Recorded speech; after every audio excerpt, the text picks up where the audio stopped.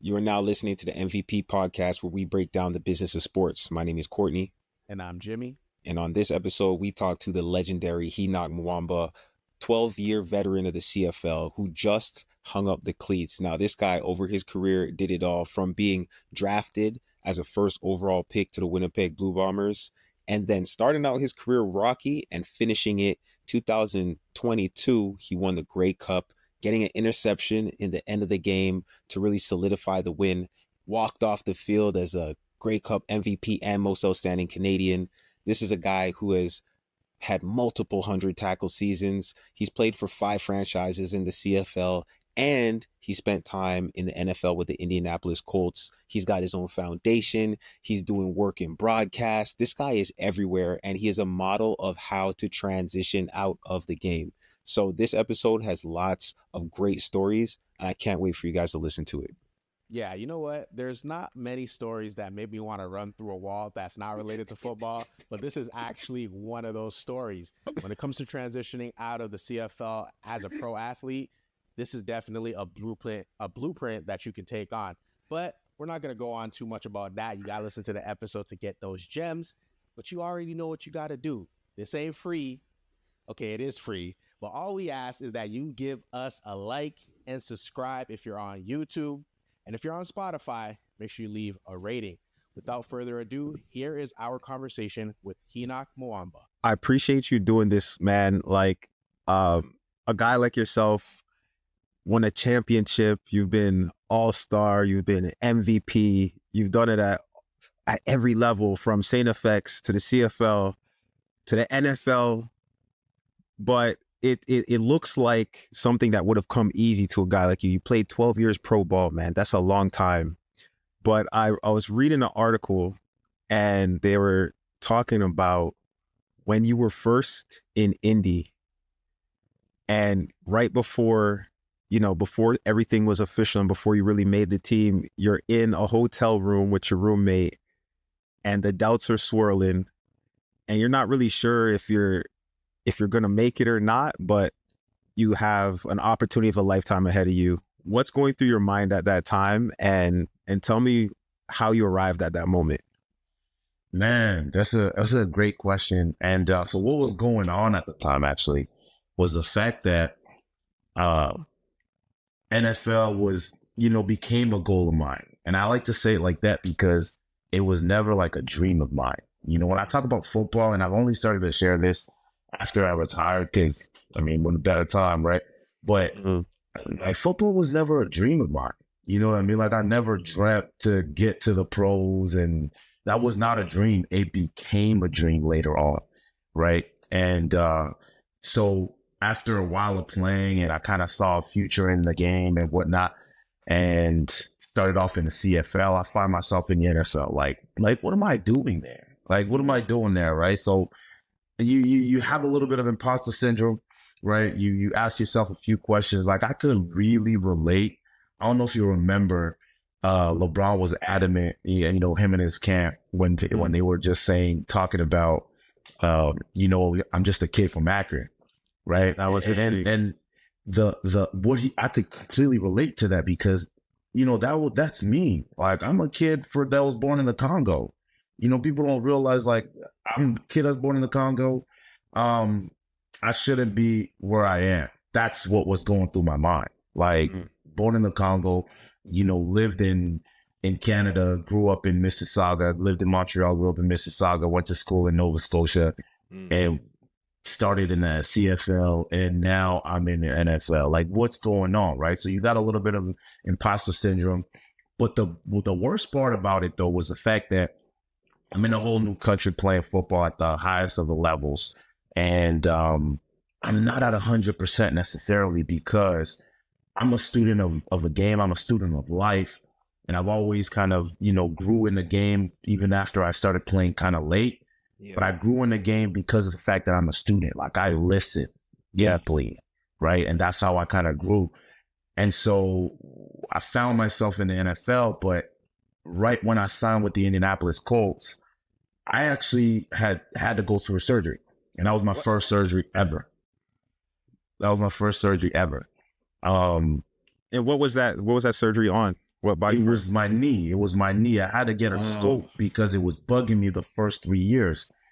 I know you want to get to it, but we're going to have to backtrack just a little bit. Just a little bit. Yeah. But the other reason why also I'm always kind of thinking, look, well, I'm not even supposed to be here because my career almost never took off. You talk about doubt.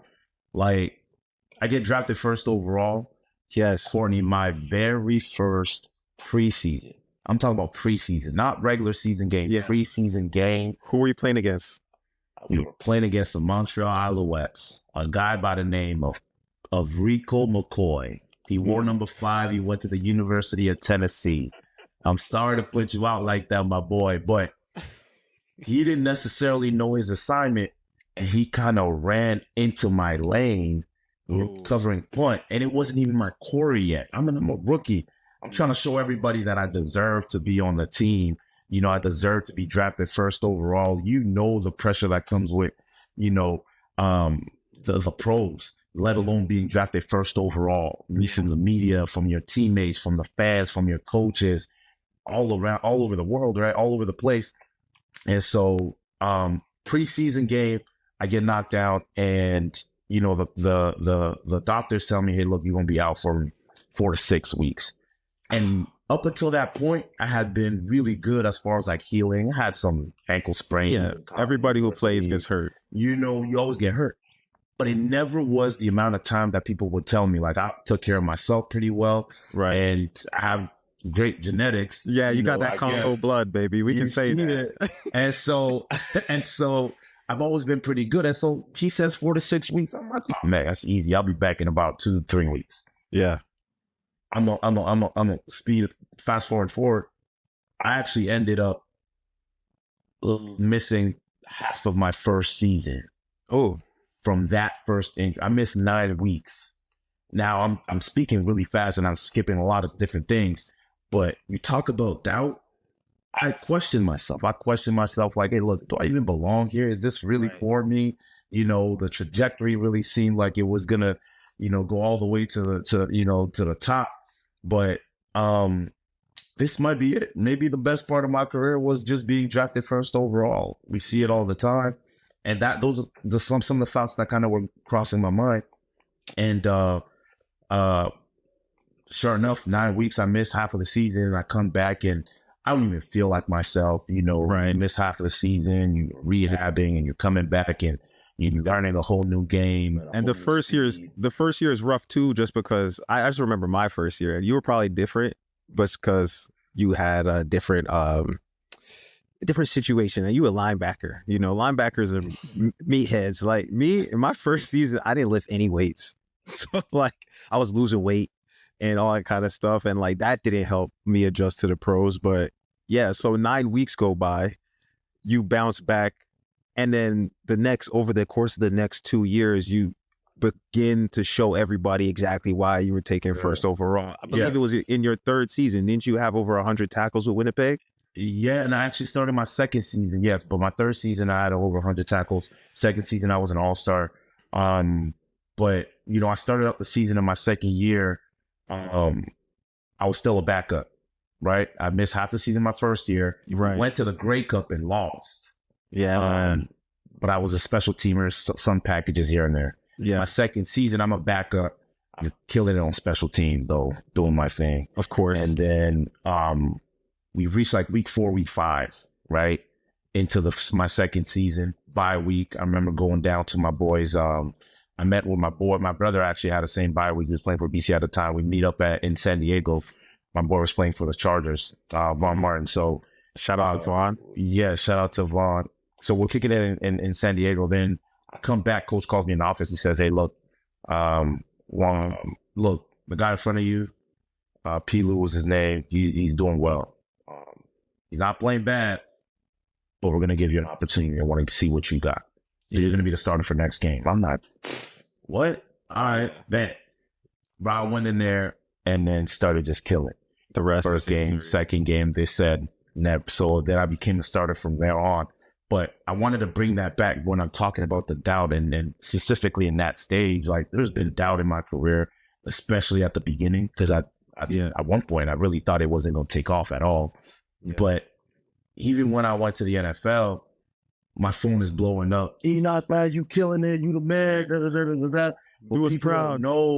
they don't know what really goes down, right? They don't know what it really takes. So you think that just because you signed, you made the team. Like, first of all, I'm a free agent from Canada. And I knew the challenges that I was going to face as far as the difference between, like, you at least you went down to school in the U.S., but I had to learn a whole new game. And again, you talk about being a linebacker. Like, I didn't even know the nuances. I didn't even know how to, like, see the tight end, right? In the CFL and in Canadian football, you don't really have to, look for a tight end and everything. But, like, I felt like I was such like a step behind, and just mentally speaking, right? IQ wise. And so it was challenging at first. But the worst part was the fact that I just got the surgery.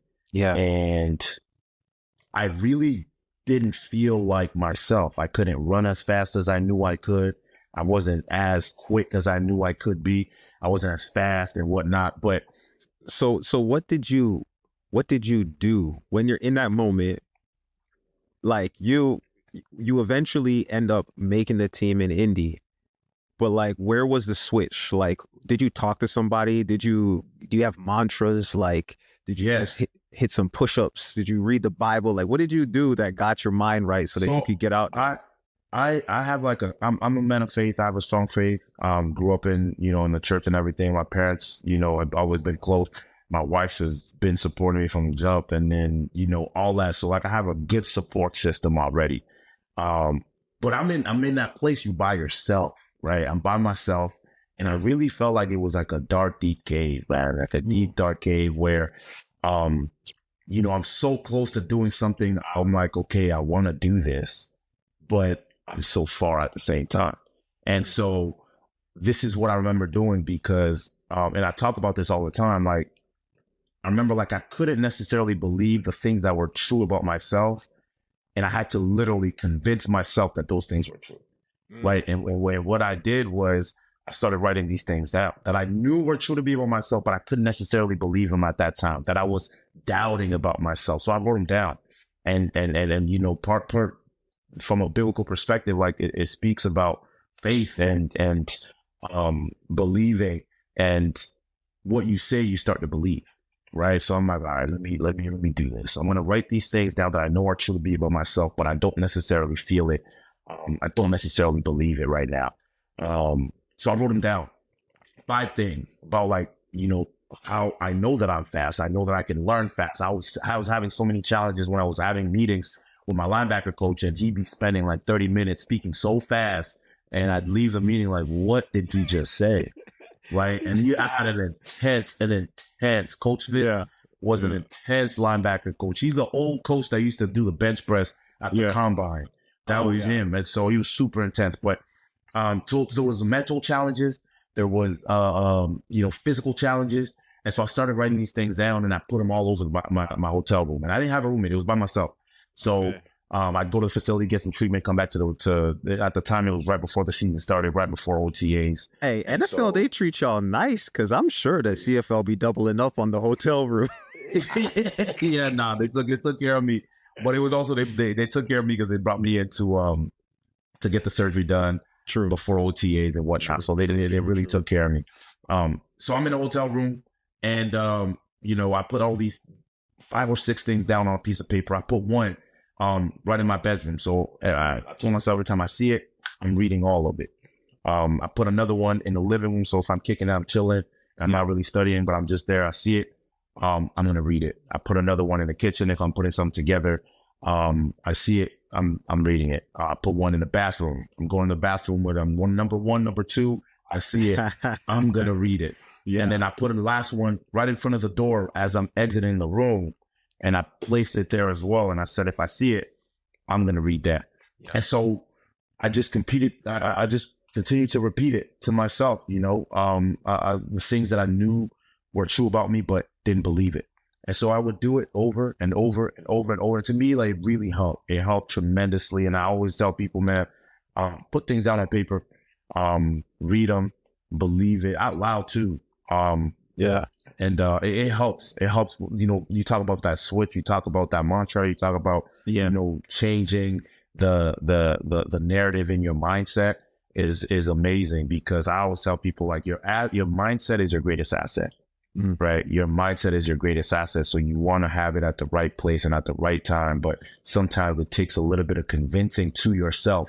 One of my favorite coaches, and you'll like this, in India, actually, his name is it was actually Coach Pagano at the time, and you saw us that. Chuck used to tell us, look, careful what you say, because you might be listening. Right? People don't realize how much they talk to themselves, the things that they say to themselves. And so what I was doing then was just taking control of my conversation with myself, right? And that doubt that I was feeling, I was erasing that the more that I was telling these truths about myself, right? And so it's almost like there's not space for both of those two thoughts to exist together. Absolutely. And so I always tell people, look, doubt is not the issue. It's what you do after the doubt. Yeah. Right? Doubting isn't a sin. Doubting is not fatal. It's not the end. As a matter of fact, I don't think you can ever, sit down with a successful individual and he tells you or she tells you that she never had a stage or a phase in their life where they didn't have a place, a spot where they doubted a little bit. But the greats, of course, they move on from the doubt. So visualization and repetition, like that mental aspect of the game. Teams now, I know in Hamilton for the last couple of years, they've had like a sports psychologist on site. I know a lot of guys now who are seeking out sports psychologists, just only say guys because I play in CFL, but like a lot of people seeking them out, and they're finding that's elevating their game because they're just sharper. But did you ever use visualization techniques? This is something that I personally did. A guy, Sam Jaguar, he gave me a book when I was a rookie. I know Sam. Yeah, Sam, another Sam was in Indy before I got there. Yeah. That's true. I forgot about that. Yeah. So I was in Indy. I played against him in university, but go on. Yeah, he gave me this book called Mind Gym, and it was like three-page chapters, but it talked about visualization and stuff. I used to, visualize certain stuff. Did you also carry that as a tool in your tool belt? Yeah, no, absolutely. And I didn't necessarily, I've read the book Mind Gym as well, but I didn't necessarily do like a whole ritual or routine as far as like sitting down, but like it's a constant thing for me, right? And again, to me, it's like it's a faith thing, right? Faith is really believing things that are not seen. Faith is believing things that haven't happened yet. And so for me, like 100%, like I see myself down the road. I see myself, okay, this game, this is what I'm gonna do.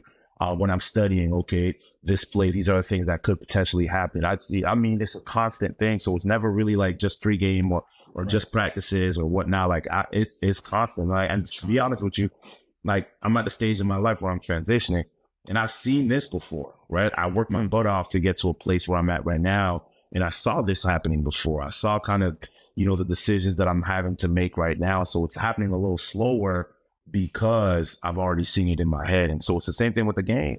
Before the game even happens, I'm already played the game in my head. And so you already I'm anticipating things now. Exactly. I'm anticipating things. And, it's a huge aspect of succeeding to me. So tell me, when's the first time that you thought about life after football? Because you're a guy who I haven't asked anybody, I haven't run a poll, but I'm pretty sure nobody's concerned about if you're going to be successful after football, just because we've seen you do podcasts. We've seen you, speak on stages. We've seen you run programs. We've seen you, like, you literally do it all, dog. You're an ambassador for brands. The people love you. So that's all marks of a person who's thinking about life outside the lines. And not to speed it up, you played 12 years, man. That is long. But like, when did you first start thinking about life after football, though? My first year. It's funny. I had I have an older brother, Coach, who also, like, man, like, he's been a tremendous helped form me. You talk about visualization, bro. Like I had somebody that literally was walking the steps that I was going to walk in, a year before me. So that helped tremendously already. You talk about visualization, like that was tangible visual. Like he went to the combine, came back and said, okay, this is what happened. This is what I did. I sat down with this team. These are the questions they asked me. And some teams, believe it or not, ask the same question from the previous year. I kid you not. I kid you not. And so, literally walk those steps. I've already done this sit down. I've already had this interview, And so, but when you talk about because of him as well, I saw when he got drafted, when he got to the pros, and I had another teammate, Akeem Foster, he was playing the pros as well from school. And I had some teammates that wanted to play and I thought were really talented, but didn't get to play. And I started to see this trend of people that were really good and people that, but never really made it, but people that were really good and also made it and were still having challenges in the CFL. And then some of them that had to transition. And again, like I was there for 12 years, right? And so having been there, the average length is 3. And that's, not a lot of people hit 3. That means average. Average. That's right. So I saw people come. I saw people go. I saw people get, have issues as far as like challenges in their lives with their transition. They couldn't really let go of the game, or they didn't know what to turn to. They had relationships that were broken after because they didn't know how to handle life post football. And I know you know that too. And so when I saw that, I told myself really early on, I said to myself, man, look, I tell people like I've always had a healthy paranoia with the transition. You need it. And so it's so healthy and it's so necessary, right? But what that healthy paranoia allowed me to do, it allowed me to have also a healthy attachment to the game of football, right? So I had a healthy attachment to the game of football to the point where I loved it. I was super passionate with the game. I committed and devoted and sacrificed for the game, like a lot. Like I sacrificed. Like I can't tell you how much, time away from family I missed. Christmases I wasn't with the family because I was, grinding and stuff like that, or I went away to train or whatnot. Yeah, you played in 5 different cities, man. There's gotta be stress on the family. So it's 100%, and I was in it, right? Pre-kids, pre-marriage, all of that. Like it challenged every aspect of my life. And I'm only saying that just to say that as much as I had, these thoughts about where I'm at right now, I was also really in the moment. One of my favorite sayings is live in the moment, but don't be a prisoner of it. Ooh, and how you live in the moment is you commit to it. You dedicate yourself to it. You sacrifice. You do everything that you need to do in the moment. But a lot of people do that thinking that's what, leads to greatness, which it does. But when you talk about the next step, the next stage, you can't be a prisoner of that moment. And so that healthy paranoia with the healthy attachment to the game allowed me to also kind of start to think, okay, what am I doing next? How am I going to transition? I really began with the end in mind. That's amazing. And you know what? I feel the presence of a mentor is so valuable. I had a really great opportunity to just have siblings around me who also gave me advice and showed me the way in certain things. And similar to what you said, my brother told me once, you got to treat every plan like it's plan A. Mm-hmm. And so it's like when you're at the stadium, you're at the facility, when you're on the training table or whatever it is, like that's the only thing that exists. Like you're not a brother, you're not a son, you're not a father in that 1/2 hour or that 1 hour, that 2 hour. But then when you come out and with your family, it's like that's the only thing that exists. So I feel you on that that healthy paranoia and just like being in that moment. So what's it look like now, man? I mean, you're very fresh out of the game, but I have a feeling that you're not gonna go too far because the people love you. And man, just like right now, you're speaking to me right now, man. Yeah, man. Yeah, no, I'm excited, and I feel really blessed with the opportunities that are ahead of me right now, and I'm planning on flipping every stone and exploring every single one of them. It's just a matter of right now the work's been done already. It's about okay, which one do I want to do first? Which one do I prioritize to start first? And I'm passionate about pretty much everything that I'm doing, even off the field. So I have, first and foremost, like I have my not-for-profit that I'm super passionate about. So wait, so how did you? I know you're about to go into explain this stuff, but like, can we talk about pinball for a second? Yeah. You've got to have the circle of the greatest mentors in Canadian football. You know, between guys like Pin or Orlando Bowen or whoever it might be. That's right. Why did you start a nonprofit? Why did you start a foundation? I wanted to have a greater impact, right? But obviously seeing guys like Penn, like Orlando, and all the guys that have a greater impact through their foundation has also impacted me in a way that I wanted to do the same. But the thing about me, like I grew up, my parents have always told us, myself and my brothers, my older and younger brother, like, you're blessed to be a blessing, right? And so I remember like getting to the pros and telling myself like, okay, like, how can I be a blessing? I'm blessed. Like I got drafted first overall. These people did all this for me. I'm just a kid from the Congo, but here I am. And how do I now also become a blessing to somebody else? And there's a lot of different things that I did. I reached out and I sought out to like a chaplain in Winnipeg at the time. His name was Lauren Coral. And, I had some great mentors that I played with over there. A guy you're very familiar with, Marcellus Bowman. My first world linebacker in the CFL, but like some guys that really kind of showed me the way and allowed me to develop in amazing ways off of the field. So Lauren introduces me to a few cats in the city of Winnipeg, and I reached out to him. But I had to come back before I even talk about that story, because I remember being in Nova Scotia, right? I'm at Setbacks for school. I grew up in Mississauga, and I find myself in Nova Scotia. My brother had already gone there 1 year prior, and so I'm there. A guy by the name of Gary Waterman, who was my head coach in high school, he was one of the guys who played a pivotal role in me even starting to play football. I was a basketball guy, loved basketball. I thought I was going to the NBA, Courtney. And look, and I was actually decent. I was legitimately decent. Yeah, you both. But he was like, look, not like you should try football. And so took the leap of faith, and then the rest is history. But he gets a promotion the year before I graduate to go to Setbacks in Nova Scotia. He himself had gone there, which is crazy when you think about it. Like sometimes I take a step back, I go like, whoa, like that's crazy. He went to Setbacks himself. He finished there. He went to Teachers College, came to like he's a guy from the East Coast. Finished, went to Teachers College, started teaching and coaching and teaching in high school in Mississauga.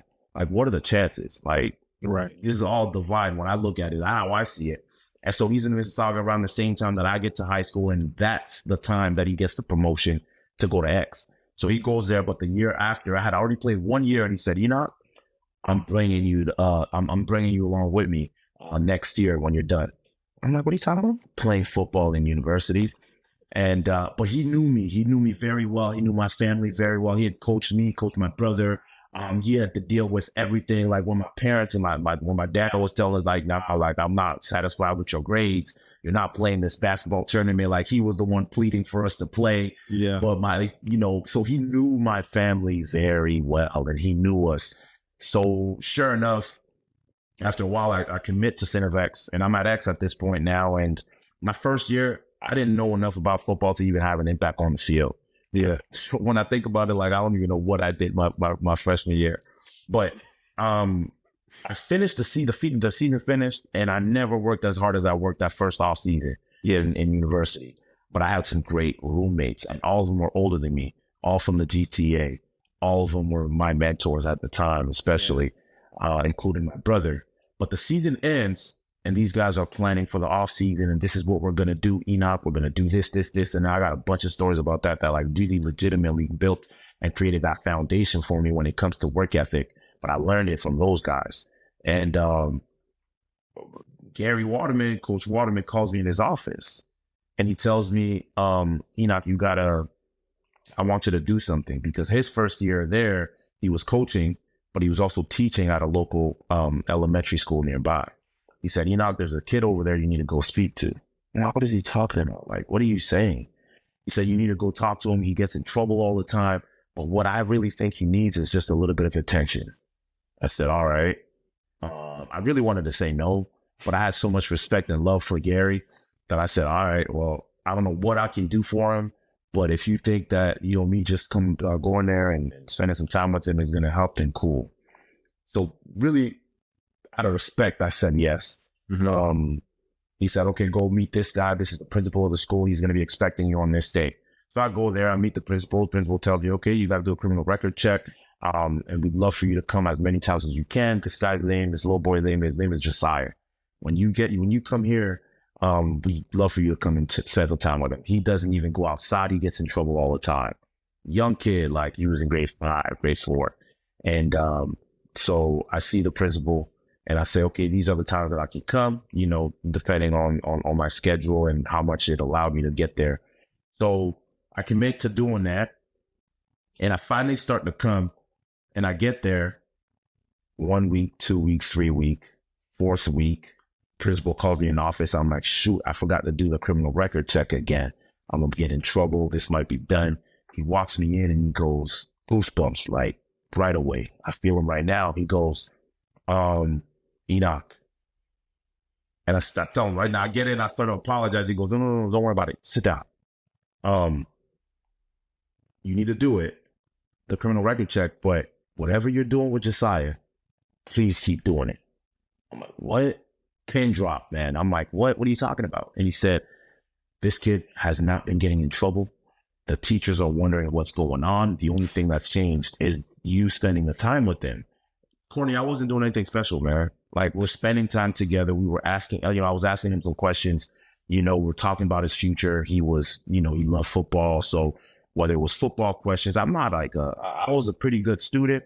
I wasn't tutoring him in anything at all. Yeah. It was, asking him legit questions about his, his likes and just being present. That's it. And so that the way that it impacted him, it changed his life, to me, blew my mind. And I didn't realize, I never knew how important a mentor was until then. And so fast forward a few years later, I get to the pros. There was like a yearning in my heart to do that all over again. Now that I have a platform, now that I'm in the pros, there's got to be someone that I can mentor in the same way that I did for Josiah. So I meet this guy in Winnipeg and he tells me, bro, I've been waiting for you. Like, I've been waiting for someone to come. I'm like, it was scary, but I was like, all right, cool. What's up? So he introduced me to this young kid and we just spent time. Like, we go watch movies together. Now I got a little bit of money. Now I can take the kid to the movies and, get him some popcorns and, buy him a pair of shoes here and there and stuff like that. So like, we developed a relationship. And so again, like, I started to really see the power of mentorship, and it's extremely important. And it started to play a huge role in my life. Like, I committed to always doing something in the community beyond just what I did for the game of football, in the game of football. And so at the same time, that guy, he would challenge me to do more and do more and do more. And I wasn't a speaker at the time and was just discovering what mentoring means, and how powerful it could be. But then afterwards, I remember he told me this, and this is how I started to speak. He challenges me to come. One of the places where he served at as well was it was a halfway house. It was, ex-drug addicts, ex-alcoholics, ex-criminals, right? So he would come and he tells me, Henoc, you got to come with me. And I was the greatest at making excuses. I'm giving him an excuse. I would give him an excuse. But at the time, I remember I told him, like, hey, look, I will come, but right now the season is going on. I'm kind of busy.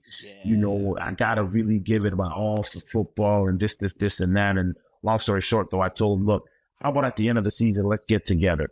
I don't know why. In my head, I thought that he forget about the season wouldn't come and he'd forget about it.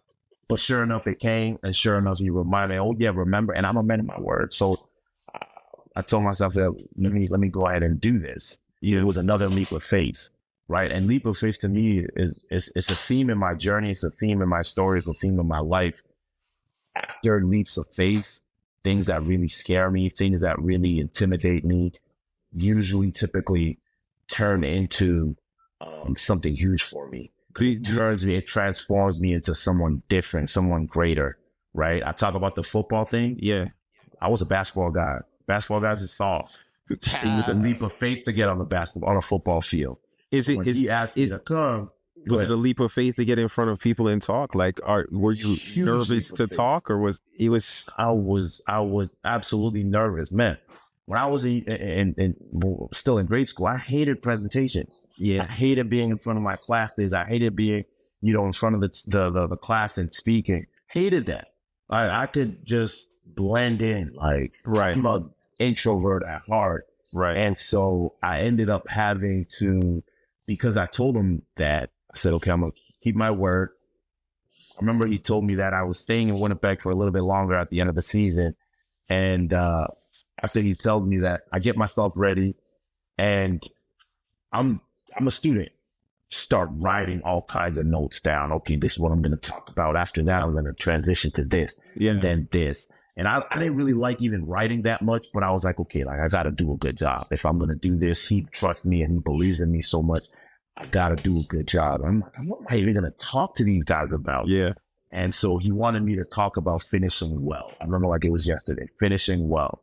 And there was one of the guys that was at the halfway house that everybody really liked. But he was in the hospital, and he wanted me to talk about what it means to finish well. And it was crazy. I kind of started to write all these notes down, like football and how it relates to life and all these details.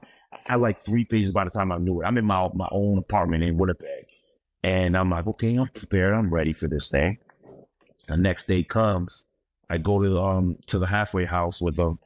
And I remember putting my phone down because it was all on my phone. I put my phone down. Yo, wait, so hold on. Is it halfway house? It's not like obviously it's not an auditorium. So like, are you in like the kitchen? Like, how is this set up? No, it's just, there's almost like a living area kind of deal. So they just set it up in a way that people can sit and you can sit in front and speak. So you in like close quarters. Yeah, you in close quarters. Yeah. And it was only like 15 to 16 guys, right? Yeah.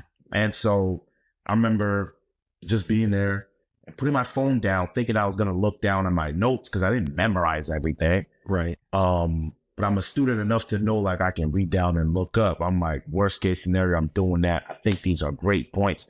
They'll bring great value to them. Man, I remember just having this out-of-body experience as I started to speak, and it just started flowing from the heart because I was just being real. And all the points that I had written down, I wasn't looking at anything.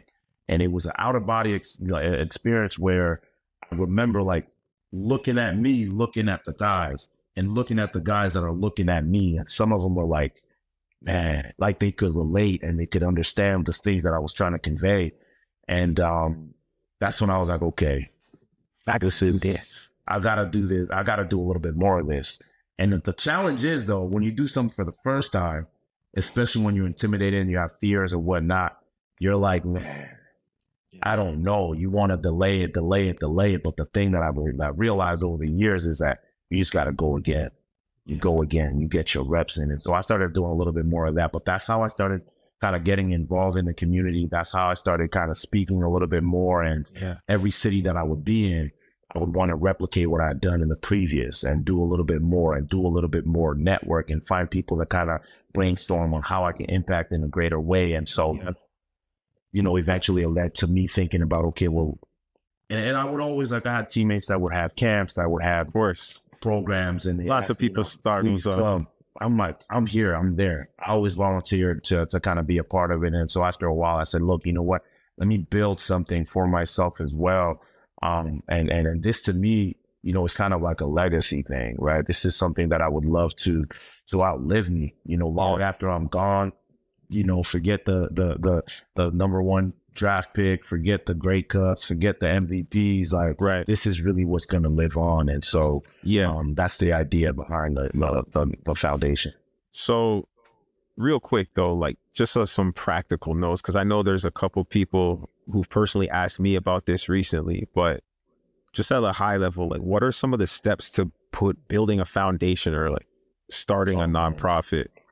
It's cool. It's a great question because I actually started doing that with a few cats on my team that came to me and just like that, just asking the same question that you asked me. And to me, it has everything to do with like, where's your heart? Where's your passion at? Right? First of all, like you want to do something that you're passionate about, something that you have a heart for. right? A lot of people want to just copy something because they saw someone do it, but like, what are you really interested in? Where do you want to have impact in? Like, there's too many causes for anyone to ever be like, man, I don't know what I want to have an impact on. Like, there's too many causes. So you can't just have like a foundation. You want to have a foundation that has an objective. That has a cause. And listen, the reality of the situation is everybody has a story. Everybody has a journey, right? One of the things that I told you about how everything started for me and how important mentorship is for me, which is why like some of the stuff that we do is mentorship through the vehicle of sports, through football and whatnot. So that's a huge thing. And then now, the stage that I'm at, I want to take it global and do more things also in the Congo. Part of my journey, part of my story, part of my life is the fact that I was born in another continent. Yeah. And there are lots of times where I think about, man, like, why did I have to be special enough to have the opportunities that I had? Yeah. Right. I truly believe that there are some kids that are in the Congo.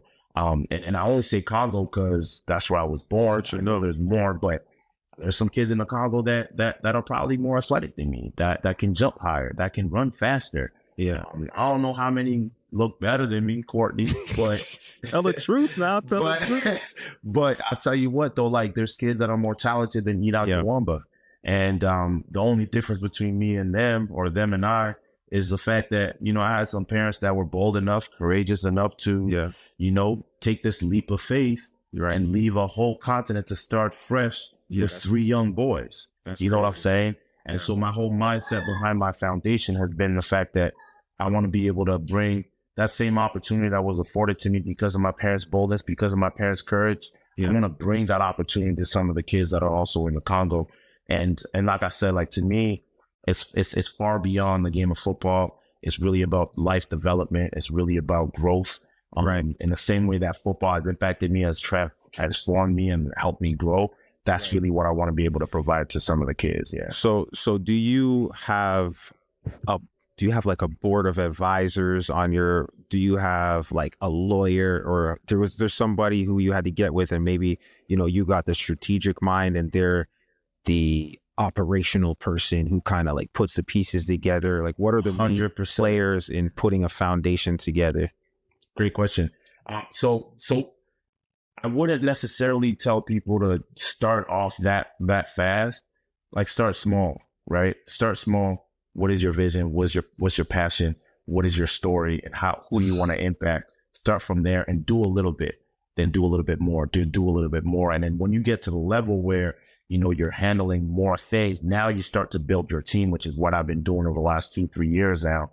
And I have a team that, like, for me, I'm an ideas guy. Like, I have a lot of different ideas. And before I built my team, I just had a bunch of ideas that would come, and I would start one, then I would start another, then I would start another. And then that's when I realized, man, look, I need people around me to help me execute, because that's what really matters. And so I have people that kind of help me kind of oversee and plan for, where we'll be in the next few months, and where we'll be in the next couple of years, and establish kind of the foundation. You talk about having a board of advisors, and also people that would, speak on my behalf to partner with brands, that want to support the same kind of causes that I want to kind of stand for with the foundation. So all of that is important, because at the end of the day, like, I want to have impact. I want to make change in every community that I'm a part of, locally and globally, but I can't do it on my own. No. And so it's about realizing the people that will also be willing to collaborate with you on your journey, and having the people that are skilled at doing that, knowledgeable as far as, have the right contacts, and, you get them on your team. Yeah. Contacts is a major one. I feel like you're a well-connected guy. People in different markets. You've been in Montreal, Saskatchewan, Winnipeg. You've been in Toronto, of course. Don't like to talk it's amazing, man. But it's amazing that you say that like that, though, because I remember, I dropped the first door. I'm starting my career here and I'm ending it here. Obviously, it didn't end there because I went to the NFL, came back, but in my mind, I was like, man, I'm gonna be a one-team guy, right? I had a guy, Doug Brown, who had only played for the Winnipeg Blue Bombers. He went to the NFL, came back and stayed in Winnipeg. He's still in Winnipeg till today, and he has, lots of contact, and he's a legend over there. And I thought that was going to be me. And after like a few different teams, NFL, back in the CFL, and I did a few teams, I was like, damn, like, is that trash? But it wasn't until a few years later, I was like, man, like the amount of people that I've been able to meet, the networks that I've been able to build, it's so valuable, especially when I'm standing at the stage that I'm at in my career and my transition. I mean, I'm in a really good place, and I've met amazing people that, continue to this day want to support some of the stuff that I'm doing right now. Yeah. And talking about supporting what you're doing, you work with a lot of different brands, whether that's, doing fundraising or sponsorship and stuff like that.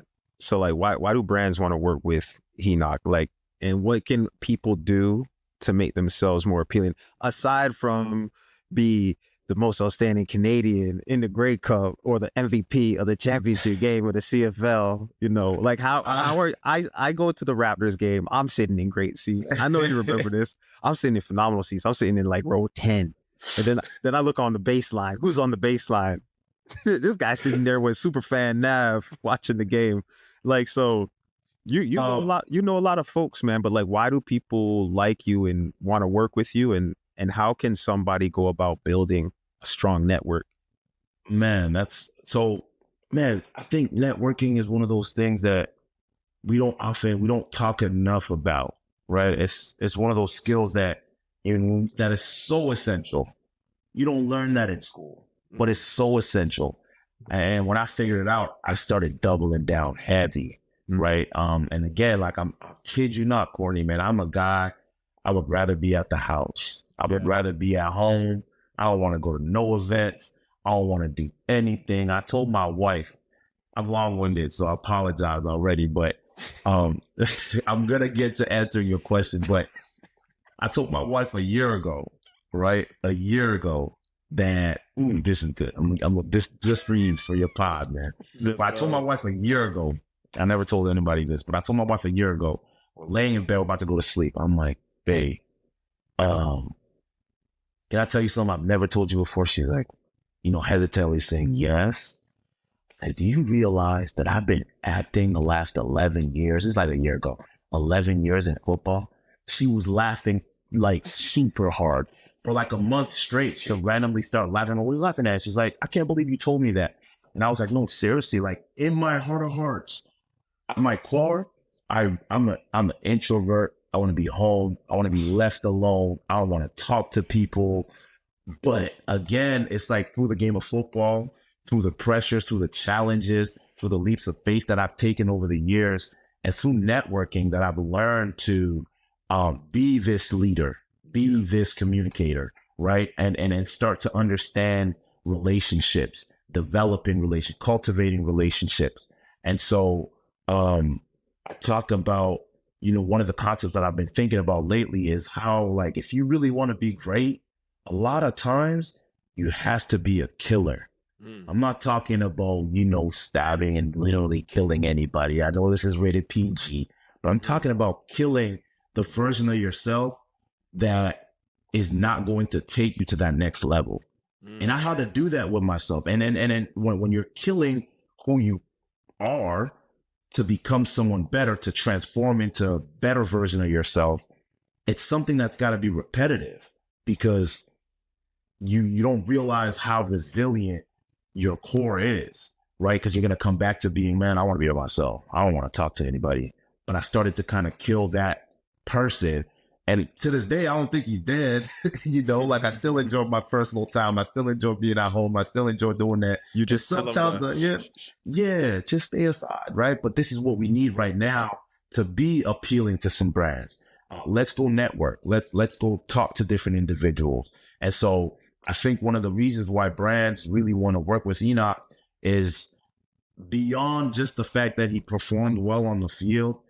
I like to think that it's beyond that. I like to think that it has less to do about that and more to do with the person that I am, the values that I hold, and the actions that the actionable items that I've also undertaken, as far as putting myself out there, whether it's speaking, whether it's selflessly putting other people and other ventures and other, projects ahead of myself. Knox, I'm gonna tell you that also it's the possibilities you represent, brother, because like you talk about a kid from Congo, and like I didn't know you in Congo. And matter of fact, I feel like I don't know, we probably first met. Like you went to school with my cousins out east, and Ashley and Faye, shout out to them. Shout out. So I feel like I knew you as just a guy from the area that I was from. Right. You just did it as big as possible on the stage that we had. And I remember Hamilton played a game in Winnipeg, and my boy BG, he was running a crossing route, and Knox said, okay, you catch it between the tackles if you want. And he caught that ball and you bodied my man. And then you did this celebration I'll never forget. You lean back and flex like the Hulk. And then boom, punch the ground. Everybody on your defense collapsed. I call it the knockout. I've been doing that for years. When I saw that happen and I was on the opposing team, I thought to myself, like, yo, this guy's different. And that's why I feel like brands want to work with you, is because like you could literally be the guy with the grade 5 kid telling him about, your dreams are important and you should think about your future. And at the same time, you're going to be the gladiator who's knocking suckers out on the field. And I feel like that dichotomy is so interesting and so compelling. It's a story people want to tune into. So, I mean, that's hard to replicate though. Absolutely, man. And again, like I think the at the end of the day too, brands would want to partner with people that have big dreams, big visions, right? A lot of the times, man, I tell people all the time, like the dreams that I have, man, football has been great and I've been able to dabble in different things. Thank God, I've been able to take care of my family. I got a mouth to feed, my beautiful wife, my 3 girls. But the dreams that I have, man, my bank account is not set up to take care of all of those, right? But I have some huge goals, that I want to accomplish. When I sit down in front of like an exec and I tell them these dreams, they're like, okay, you know what? Yeah. How can we help you? Right? They want to work and partner with people that dream big. And so that dream big and also do work. And so that's what I would tell people that want to work with brands. Dream big, but also do work. Yeah. And hey, I'm not watching your pockets, but I know you had a couple good years, my dog. So, you just a couple, man. Set up for a couple dreams. Might not be yours, but somebody's. But yo, so Knox, we getting towards the end here, and I really appreciate you taking the time, man. This has been dope. But a question that we ask everybody we talk to is, any era, any sport, who are your top 3 favorite athletes of all time? I have to say, I'm an MJ guy. I love MJ for what he represents as far as what he was able to accomplish, the impact that he was able to have globally, right? I think he was the first one to kind of put basketball on the map. But at the same time, I'm a LeBron guy because I love his leadership style. I love how he brings his boys. He elevates them, and that's how I live. I really live my life. Like I try to, if you affiliate with me, when I eat, you're gonna eat too. You know what I'm saying? And I think that's the kind of perspective that LeBron also has and feels with. When I talk about football, I could talk about a Ray Lewis and Patrick Willis, but one of the guys that I actually has been my a blueprint for me, especially at this stage in my season of my career and this stage in my life, has been Michael Strahan. The reason being, I like that a lot. Transition. I think his transition was the smoothest that I've ever seen a football player have. The dude was he's a Super Bowl champ, but people don't care about that as much. But he has so much personality, so much charisma, great presence, media guy. And for me, like one of the things, I know we didn't get into it, but one of the things that I'll be dabbling into too in the next few, little while is also media. Yeah. And that's why he's one of the blueprints. But I love the fact that he was never put in a box. Like he's not Michael Strahan, the football guy. right? He's Michael Strahan, host of Good Morning America. He has some game shows, daytime TV. But you still find him on Sundays on Fox calling some games and commentating. And that's how I kind of visualize and see myself also being in the media world as I continue to kind of progress. I love that. I love that analogy. And I respect Michael Strahan so much because you're completely right. Like most people don't even know he played for what team? New York Giants. Don't you remember Eli Manning? Like the Giants. Right. But he's done such a good job of being amazing at what he does now that Phase 2. He doesn't have to hold on to that past. So yeah, he's a phenomenal role model for the transition. Yeah. So Knox, if people want to follow along, if they're not already, where can they catch up with you? Where can they see what you're doing? Man, he_who knocks on Instagram, Henoc Muamba on X. But my website is actually about to be up, HenocMuamba.com as well. Lots happening. Love that. Appreciate you, brother. This has been dope.